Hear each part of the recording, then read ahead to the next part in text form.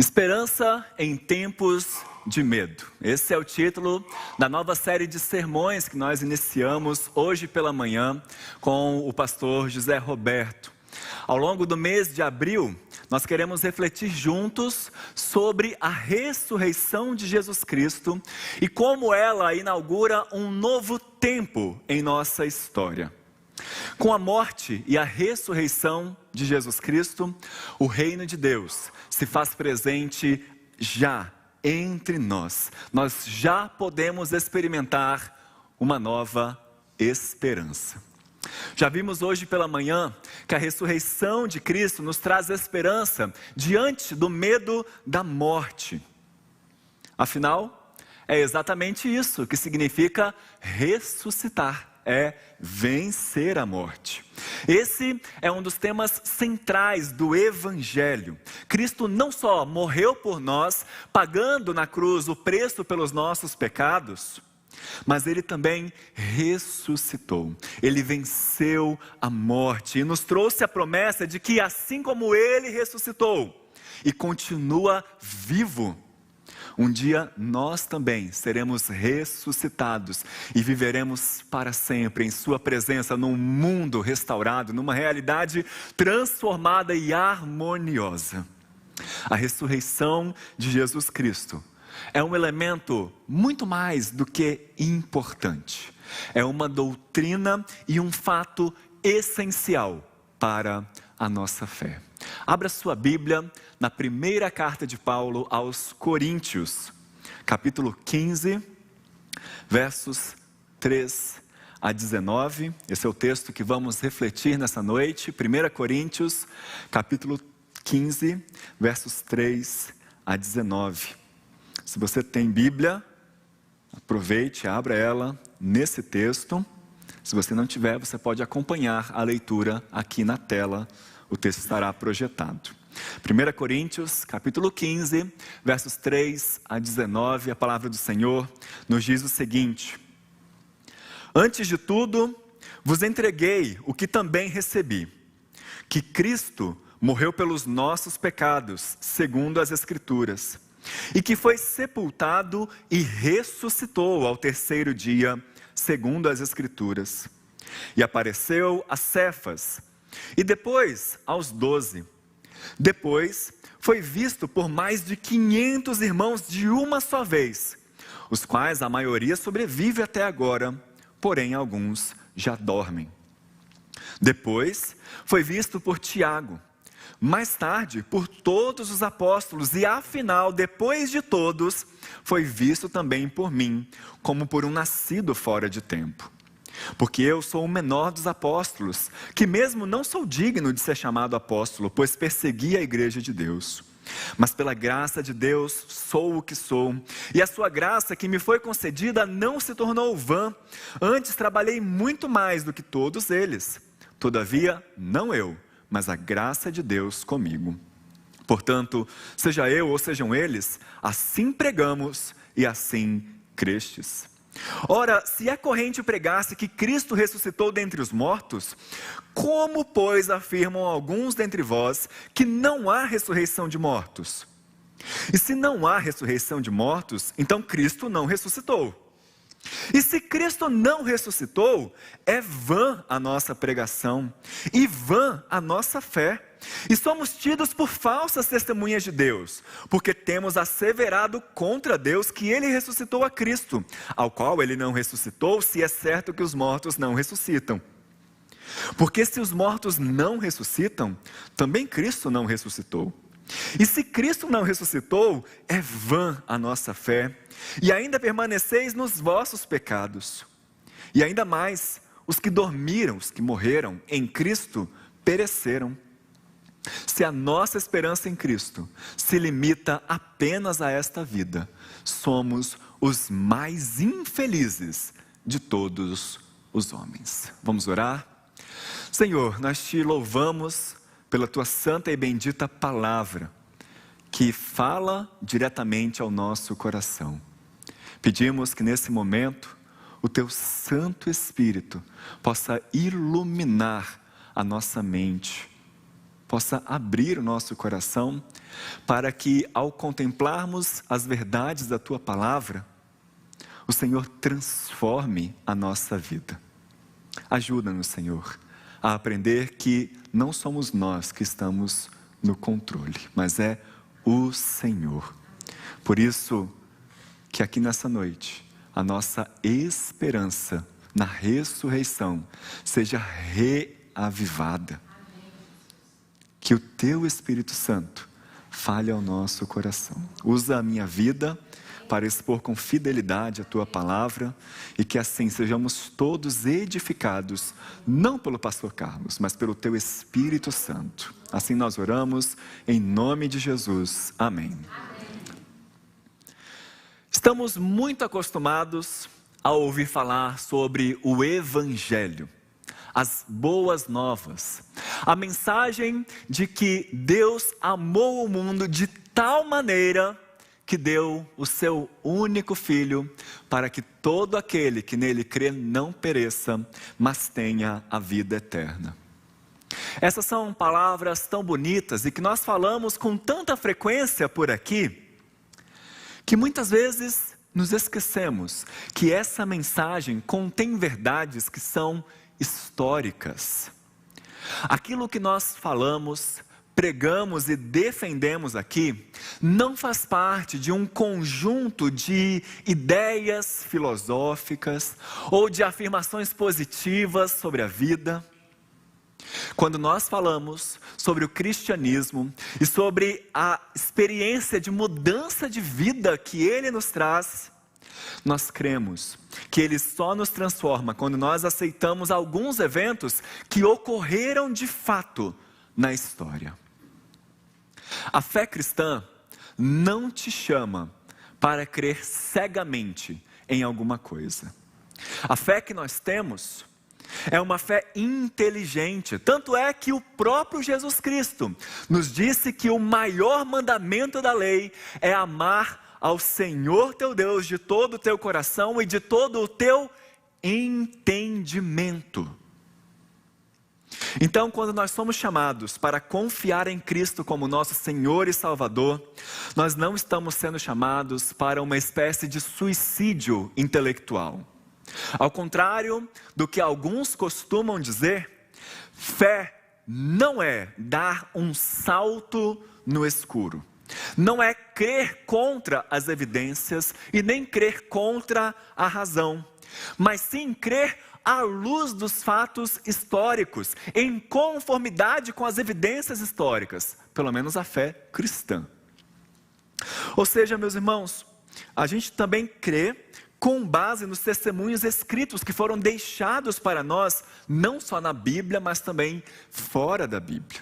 Como escreve o pastor Tim Keller em um de seus livros, o cristianismo é uma fé histórica, racional e generosa. O cristianismo é uma fé histórica, racional e generosa. A morte de Jesus pelo nosso pecado e a sua ressurreição aconteceram na história. E porque elas aconteceram, tudo mudou. Tudo mudou. O cristianismo, chamado liberal, é talvez a corrente cristã mais difundida hoje pelos meios de comunicação modernos. O que é o cristianismo liberal? É uma corrente do cristianismo que defende uma fé não histórica. Uma fé que nega o que é sobrenatural. Principalmente a partir do século XIX, houve uma tendência em considerar que nós não podemos crer em milagres. Nós só podemos crer naquilo que a ciência pode provar em laboratório que acontece. Por isso, quando nós lemos a Bíblia, eles dizem, quando nós lemos sobre a vida de Jesus Cristo, a sua morte, o seu sofrimento, a ressurreição de Cristo também, nós não devemos ler isso como fatos históricos, mas sim como lendas, como parábolas, como exemplos de como nós devemos viver. Na verdade, esses teólogos vão dizer o seguinte: olha, não importa se isso aconteceu, não importa se Jesus realmente nasceu, se houve lá no século I um homem chamado Jesus, que tinha 12 discípulos, que morreu numa cruz, que foi sepultado, que o túmulo dele foi encontrado vazio, seus discípulos disseram que ele ressuscitou. Não importa se isso realmente aconteceu, o que importa é que ele ressuscitou em nossos corações. E uma vez que eles acreditam que isso aconteceu de maneira metafórica, nós podemos então viver uma vida mais ética diante da sociedade. O que importa então não é se aquilo aconteceu, mas é que aquilo que aconteceu é um exemplo para você viver melhor. E vejam, meus irmãos, isso na verdade é uma perversão do cristianismo. É uma fé completamente diferente do que a Bíblia nos ensina, que baseia a salvação em nossos méritos, na maneira como nós vivemos, na nossa ética, não naquilo que Deus fez por nós na cruz, mas naquilo que nós fazemos. Não à toa, Richard Niebuhr, um teólogo americano, descreve o liberalismo cristão da seguinte maneira: eles defendem um Deus destituído de ira, que levou para um reino sem julgar homens que não pecaram, graças às ministrações de um Cristo sem cruz.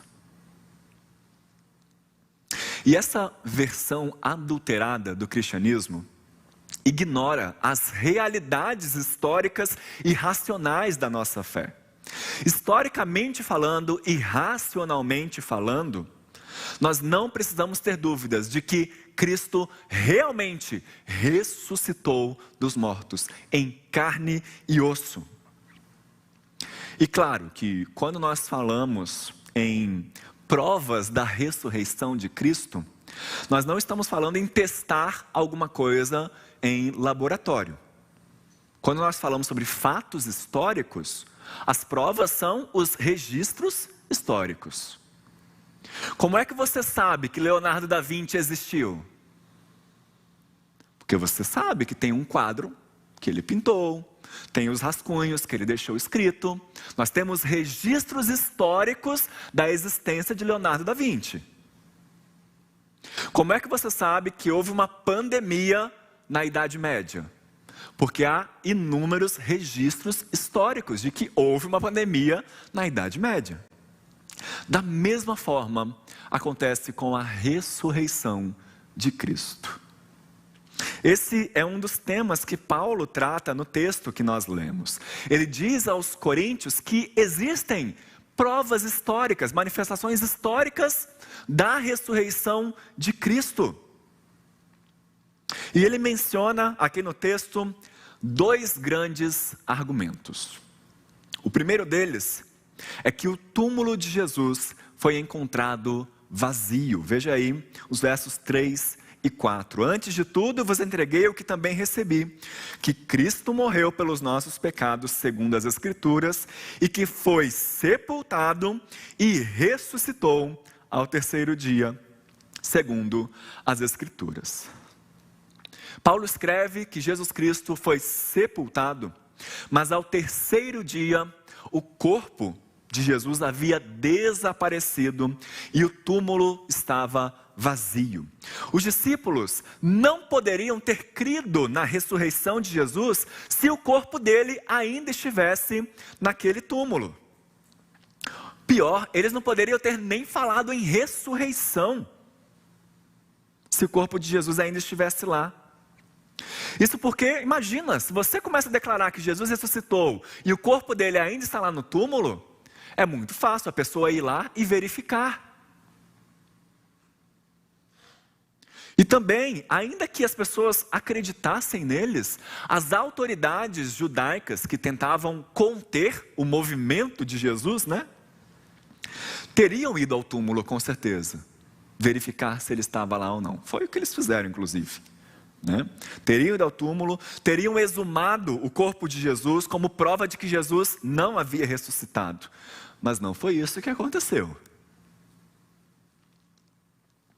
Uma outra coisa muito importante é o fato de que os evangelhos, os 4 evangelhos que nós temos na Bíblia, concordam entre si ao falar que o túmulo de Jesus estava vazio no domingo. Lembre-se do seguinte: se você já leu os 4 evangelhos, você percebe que há algumas diferenças entre eles. Eles diferem em relação a algumas informações, alguns detalhes, alguns episódios, a ordem em que as coisas aconteceram.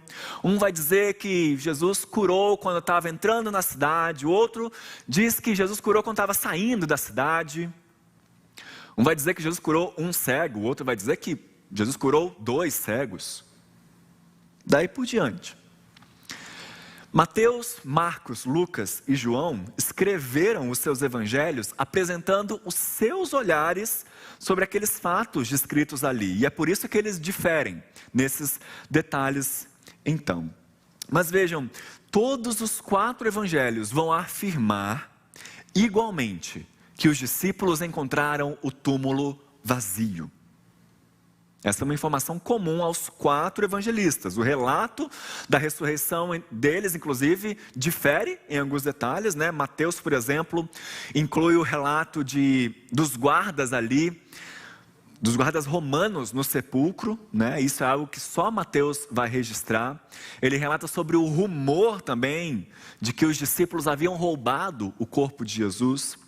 Lucas já vai diferir um pouco de Mateus e de Marcos, contando que 2 discípulos foram ao sepulcro para verificar se aquilo que as mulheres contaram era verdade ou não, né? E isso não foi uma invenção de Lucas, porque João também vai registrar isso, até com alguns detalhes a mais. Mas em todos os 4 evangelhos, o túmulo estava vazio. Um outro fato que nos ajuda a crer que realmente o sepulcro estava vazio é o relato que nós temos nos evangelhos de que quem encontrou aquele túmulo vazio foram as mulheres. Para a sociedade judaica do 1º século, as mulheres não eram consideradas testemunhas dignas de crédito.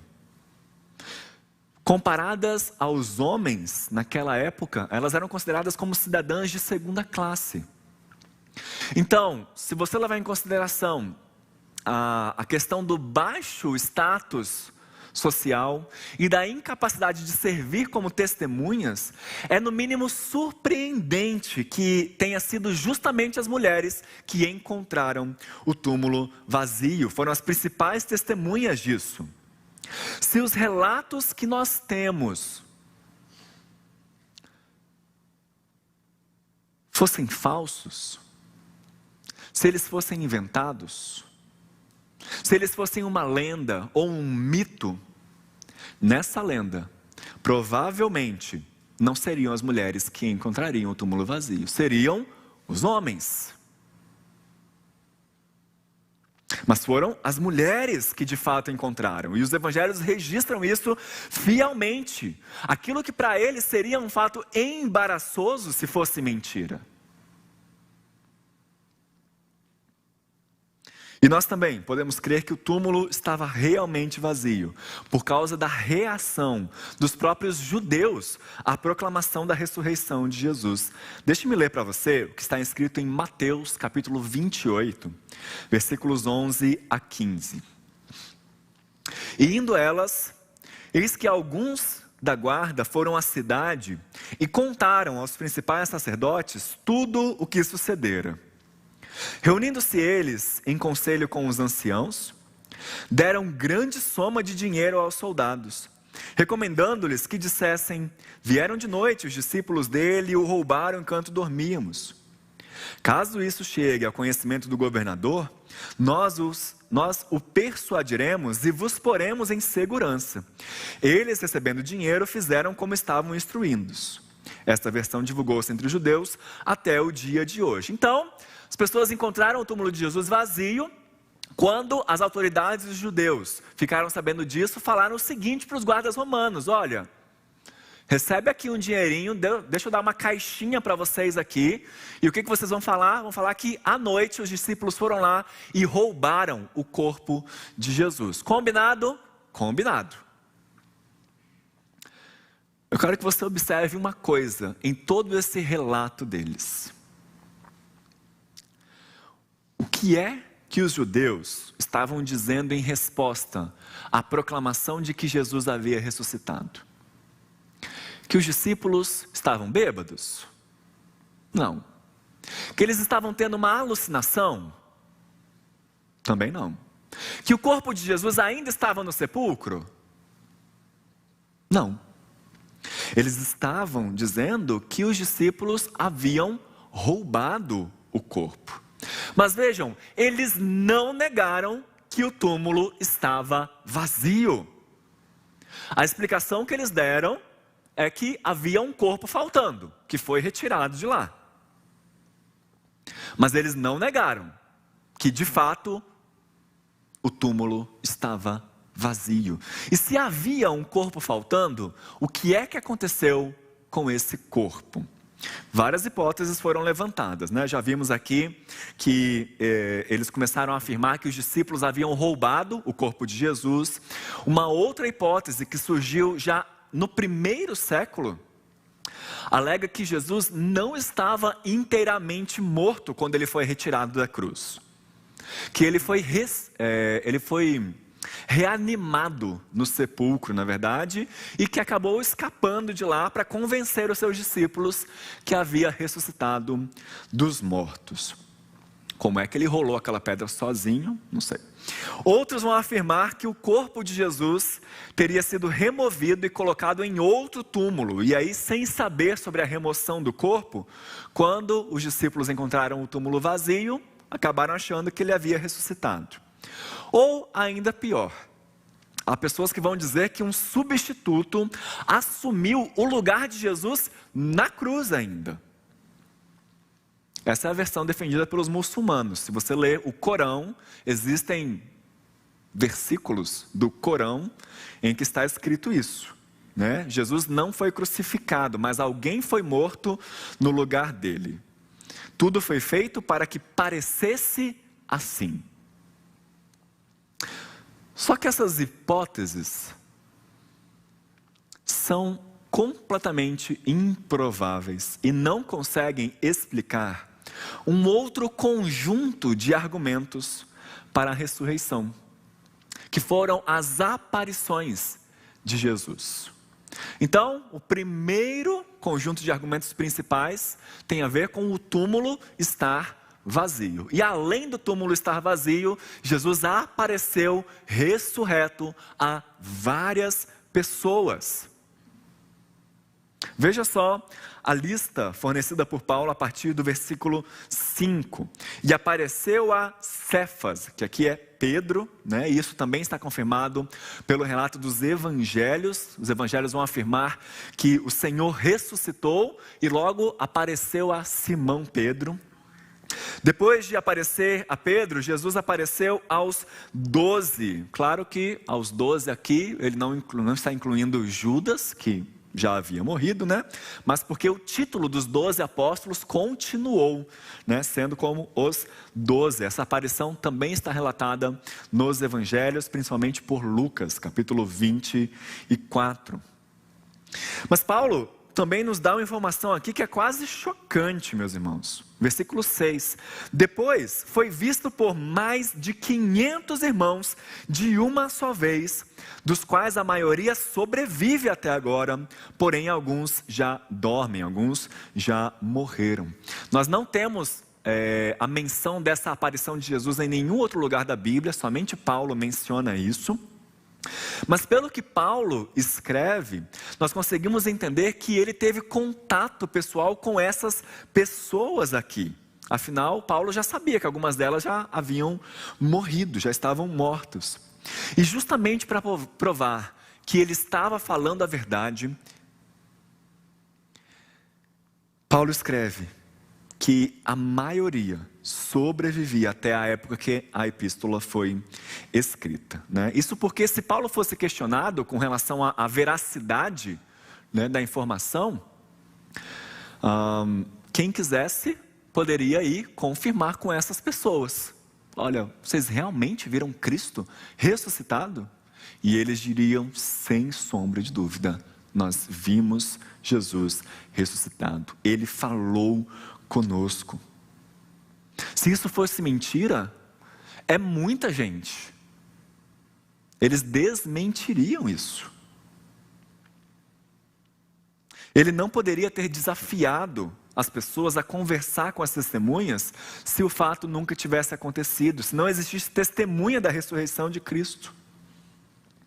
E vejam, a próxima aparição que Paulo coloca aqui também é bem curiosa. Verso 7, depois foi visto por Tiago. Tiago era o irmão mais novo de Jesus. E o que torna esse fato interessante é que, segundo os relatos dos evangelhos, nenhum dos irmãos de Jesus criam nele enquanto ele estava vivo. Pelo contrário, ele foi chamado de louco. A família dele se preocupou porque tinha muita gente na casa dele e não sabia no que aquilo ia dar. Eles não acreditavam que Jesus era o Messias, ou um profeta, ou até mesmo alguém especial. Mas o relato bíblico nos conta que depois da ressurreição, os irmãos de Jesus apareceram onde estava reunida a comunidade cristã. E o próprio Tiago vai virar uma pessoa-chave para a igreja em Jerusalém. Além disso, um historiador do primeiro século, chamado Flávio Joséfo, um historiador judeu inclusive, que viveu ali naquela mesma época em que tudo isso estava acontecendo, escreve, deixou registrado, que Tiago, o irmão de Jesus, foi apedrejado até a morte. Então, vejam bem, Tiago, que antes não acreditou no seu próprio irmão, depois que o viu ressurreto, se tornou um cristão atuante no ministério a ponto de morrer por crer nisso. Será que se Jesus não tivesse ressuscitado, ele teria coragem de morrer por isso? Morrer por uma mentira? Será que aquelas 500 pessoas teriam coragem de ser martirizadas? Muitas queimadas, crucificadas, decapitadas por uma mera alucinação? Será que algum deles estaria disposto a morrer por uma lenda? Paulo também nos conta que mais tarde Jesus foi visto por todos os apóstolos. E esses apóstolos aqui não são os 12 apóstolos que ele falou antes, né? Mas sim um grupo de, podemos dizer que eram de missionários cristãos, que era um pouco mais amplo do que o grupo dos 12, né? Se você ler Atos capítulo 1, versículo 15, vai ver que estavam reunidos ali cerca de 120 pessoas na ocasião do Pentecostes. E dessas pessoas que Paulo está falando aqui e chama também de apóstolos, né? E por fim, Jesus apareceu ao próprio Paulo. Como nós sabemos, a Bíblia registra pelo menos 3 vezes a história da conversão de Paulo, que foi um acontecimento que mudou completamente a sua vida. Ele mesmo diz aqui que ele não era digno de ser chamado apóstolo, pois ele perseguiu a igreja de Deus. Ele queria matar aqueles que diziam ter visto Cristo ressurreto, até que ele viu o Cristo ressurreto. E então, a partir dali, ele estava também disposto a morrer por aquilo.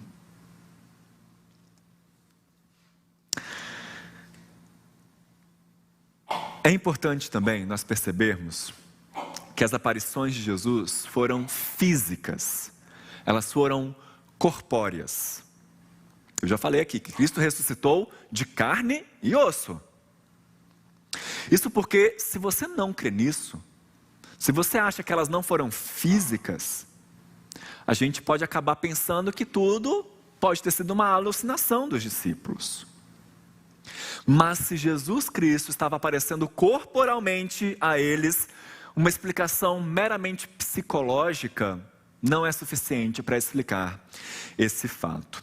E nós podemos ver que as aparições de Jesus foram físicas por alguns motivos. Primeiro, porque o próprio Paulo deixa aqui implícito que o corpo ressurreto é físico. No restante do capítulo 15, ele fala sobre Cristo ser a primícia dos que dormem, começa a explicar sobre como é o corpo ressurreto, diz que é um corpo desenvolvido, um corpo cheio de potencialidades, um corpo completamente dominado pelo Espírito Santo, mas um corpo físico.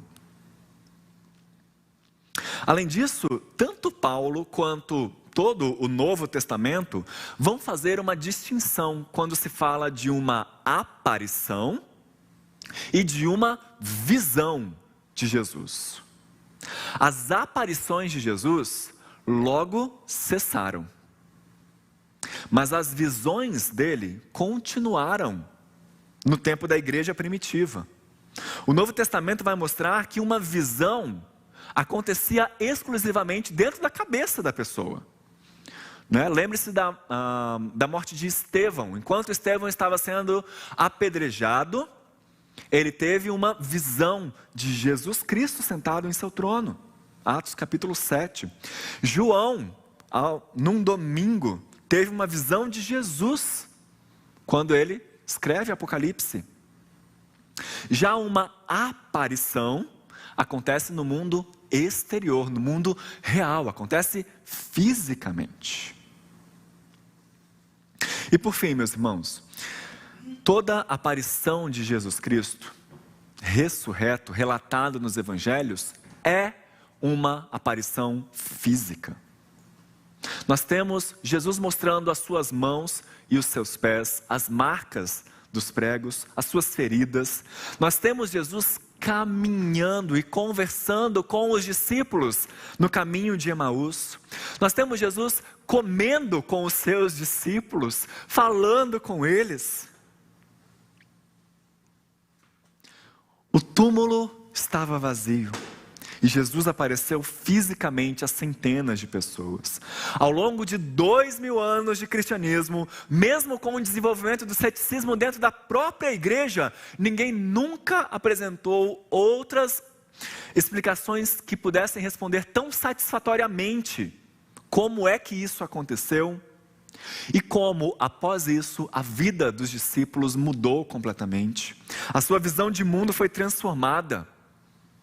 Só existe uma resposta, meus irmãos: Jesus ressuscitou. E não é à toa que quando eles falavam isso, eles respondiam uns aos outros: verdadeiramente, Cristo ressuscitou. A nossa intenção nesse primeiro domingo da série Esperança em Tempos de Medo é justamente te lembrar que a crença na ressurreição não é um salto no escuro. Você pode até ouvir na sua escola, na sua faculdade, num vídeo do YouTube, que isso é tudo invenção, que não faz sentido crer no homem que viveu há 2000 anos, que dizem que morreu na cruz, que dizem que ressuscitou. Mas não, meus irmãos, nós cremos que há um lado racional, há um lado histórico do cristianismo. Mas apesar disso, nós sabemos que não basta simplesmente você concordar intelectualmente com essas verdades. Nós temos que nos apropriar pessoalmente dessas verdades pela fé. Crer ou não na ressurreição não é um mero processo intelectual do qual você é convencido. Nós não somos computadores. Nós somos seres humanos, de carne e osso. Quando nós lidamos com a ressurreição, nós lidamos com uma vida de esperança, com temores, com um compromisso de fé.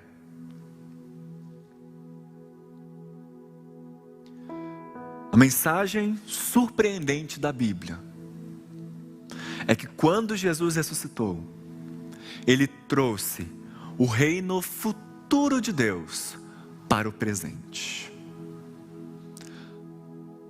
Ainda há sofrimento, ainda há morte, ainda há muita coisa a ser transformada. O reino de Deus não está aqui completamente, mas está aqui em sua essência.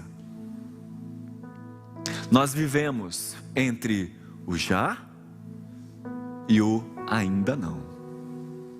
A ressurreição de Cristo é o princípio da restauração da ordem natural no mundo, o mundo como Deus planejava que fosse. O mundo que antes estava dominado pelo pecado, pelo mal, pela desordem, pela doença, pelo sofrimento, pela morte. Quando vê Cristo ressuscitado, agora experimenta a restauração e a cura. Agora experimenta a esperança. Ressurreição significa que nós não seguimos os ensinos de um líder morto. Nós não seguimos apenas um exemplo de fé. Nós seguimos aquele que é verdadeiro Deus e verdadeiro homem. Nós temos comunhão plena de amor com um Senhor que é vivo. Jesus, o Rei dos Reis, o Salvador do mundo, o nosso Redentor, está vivo, está presente aqui conosco. E isso nos traz uma nova esperança em tempos de medo. Que nessa série você seja imensamente abençoado, que a sua esperança possa arder viva no seu coração e que a sua vida possa ter a certeza de que Cristo ressuscitou e isso muda tudo na sua vida. Que Deus te abençoe.